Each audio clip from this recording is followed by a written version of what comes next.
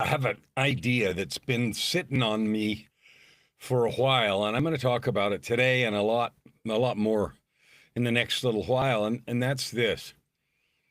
It feels to me like we live in, at least in the Western world. Now, I totally admit I am not familiar with the truths and the feelings of living in a place that's beset with poverty and struggle. I mean, I know some people that have been there and I hear stories, and I've been to some places. But the Western world, the US, Canada, Western Europe, and lots of other countries also live in a pretty delightful place, a pretty well-stocked life. There is there are problems, there's some hunger and disadvantage and stuff, but there's lots of us that live in abundance. And that has caused or festered, I think, the idea that there's an entitlement, like life is supposed to be easy. And if it isn't easy, something's wrong, right? It's not okay that things didn't go our way. And I might not be explaining this very well, but so often I interact. I meet a lot of new people. Last week I had the chance to run my Dream It, Build It, Ride It, or Dream, Build, Ride It challenge. And I met a bunch of beautiful, fabulous, excellent, magnificent people who all have stories of life. And here's the thing. I remember sitting in a Brendan Burchard event 10, 12 years ago in California, where he would talk over and over again about, your life, all your experiences, you can turn that into business and everything else. And I heard it and it all sounded good, but I didn't realize at the time, and I'm not sure exactly what he meant because I wasn't in his head. But at the time, I didn't really see how that could happen. And now I do, and I don't know if what I see is the same as what he did, but here's what I want to share with you today. I named this today, It Is Time. And here's what it's time for. It's time to end addiction to mediocrity. Addiction to mediocrity, to me, is the idea that we just settle for what's good. We can see what's possible. We can see what we could do, or what we could become, or what we could create. And we're just so addicted to the status quo, or we're afraid we can't change, or afraid we'll fail, or afraid of what others might think if we get busy and do that. And so what that all drives me to is, if you are a person who is busy trying to do the best you can and we'll call it personal development, but that just means be the best you can be. If you're really doing that, then you know what the most powerful gift is that you have? It's called the truth. The truth of the things you have gone through to get where you are. Now, if I'm not talking to people that are not trying, people that don't care, or that are intentionally trying to harm others, you're not the audience I'm talking to. But I'm talking to every one of those people who is trying to do better, be better, create more, overcome challenges, show up the best way they can in the world, be all you can be, all that sort of stuff. That's me and many of you, and I'm talking to us. And it seems to me that even in that group who say, well, we're trying to do the best we can, we're trying, I don't believe it. I don't buy it. I don't think so. I think that there's way too much settling for mediocrity. And I hold a mirror up to myself every day and ask that question: where am I settling? Where am I, that's enough. I'll do it tomorrow. And this is not about cramming your day full of frantic activity. It's not about any of that. It's not about being overwhelmed. It's not about, not taking time to smell the roses and walk on the beach and everything else. You need to do that. You need to love and care for yourself. But what I am talking about is when we have the time or are taking time to do stuff, whatever it is, build a business, serve others, take care of your kids or your spouse, do your job or whatever it is, even in those times, we're half-assing it too much. That's what I think. And I think something that's going to expose that super powerfully and in an embarrassing way is the rise of AI. Now, there's a specific area that's bothering me that I'm going to write. I'm writing a book about. I've already got the outline done and I've already started writing it. And it's called Coaching and the Rise of AI, because to me, coaching is a profession that is sacred. And it has been for a long time. Think about the effect that good coaches have had on athletes, musicians, performers, and so forth. And in families and in business, we call them mentors.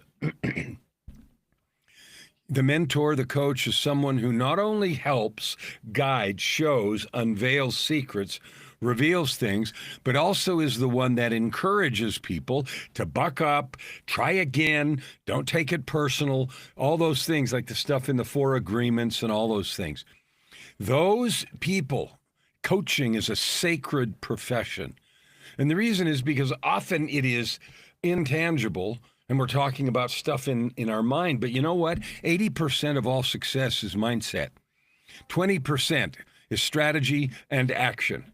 I want you to think about that. 80%. You know about the 80-20 rule, right? 80% of your success depends on how much you believe in yourself, how much you're willing to be resilient, how much you're willing to persevere through difficult, things. 80% is your mindset. And 20% is strategy and action. And if the mindset's not there, the strategy and action isn't going to do much. So it's particularly concerning for coaching for me. I was having a conversation with someone who's running a coaching school earlier today. And here's what we were talking about.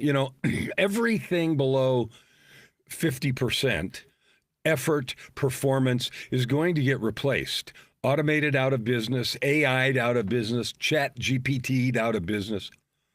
And then the question comes, well, what are all the people going to do that are busy doing those below 50% capacity jobs? And, at least for now, there are some things that are going to be really hard to do. Change the oil on your car. Although if you put it up on a lift, a robot can probably do that pretty soon. But there's going to be some things that require the physical motions of a human, at least for a while. I'm not talking about those. I'm talking about us when we give half-baked effort. We're going to be shown up, meaning embarrassed. We're going to be moved out. Now, that can either create frustration and negativity, which is likely what it's to do if you're or I are a person who lives addicted to mediocrity and the shrug of good enough, or it's going to free you up to do the most powerful thing you can do, to be more powerful, more visible, more in control, more of a change maker in the world. I think that's particularly true in coaching. I did an AI analysis. Yes, I was using AI of many, many different coaching methods. And I took many, many hours to do it and dug deep about strengths and weaknesses and what they do good and not, and what AI can do or will be able to do shortly. And it doesn't look good for the coaching industry. It doesn't. So here's the question. I'm focused right this minute on coaching, and that was the conversation I was having with this person that runs a coaching school. And they actually agreed. And so what I was thinking is, okay, if we're going to serve, if I'm going to be of service, then I'm waving this flag. Our time collectively to level up and be the very best we can be is really short. Otherwise, we're going to, if we do things gradually, I'll get to it. We're going to get overtaken. And then there's going to be a period of scramble and out of work and struggle and all the rest. It doesn't need to be that way. You can start right now and choose at this moment and every moment to be optimistic, powerful, do the best job, married to excellence. Radical excellence, just because you can. And turn into a person who is radically, powerfully excellent, who takes fierce life ownership. When I look around, and this isn't true of everyone, and I understand that, I see this big swamp. And the name of the swamp, quicksand, whatever, there's all people sinking in it. And the name underneath the swamp is addiction to mediocrity, learned helplessness, and a victim mindset. And we've taught ourselves that, maybe because life has been easy for 30 or 40 or 50 years. But that's where we live. And then we add to that all kinds of, things designed to make it easy, and we just let it go and we don't develop.